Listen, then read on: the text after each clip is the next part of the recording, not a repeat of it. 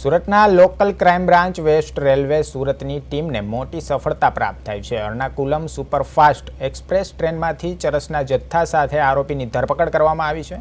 કુલ 923 ગ્રામ ચરસ અને 4 mobile phone મળી 2,50,750નો મુદ્દા માલ જપ્ત કરાયો છે।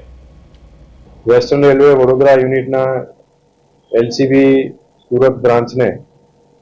તેમના કર્મચારીઓને એક માહિતી મળેલી, જે આધારે એર્નાકુલમ એક્સપ્રેસમાં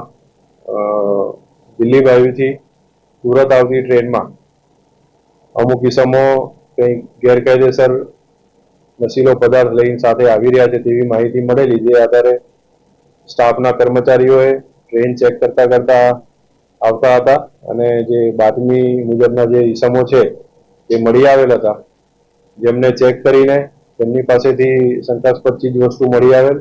જેથી તેમને સુરત રેલવે સ્ટેશન પર ઉતારવામાં આવેલ હતા અને ઉતારીને એફએસએલ અધિકારીની હાજરીમાં તેમની પાસેથી મળી આવેલ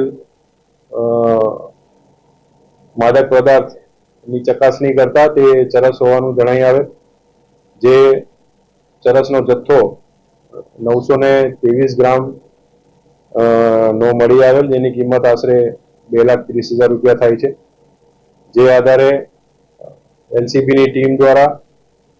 સુરત રેલવે પોલીસ સ્ટેશનમાં એનડીપીએસ એક્ટ હેઠળનો ગુનો દાખલ કરવામાં આવેલ છે અને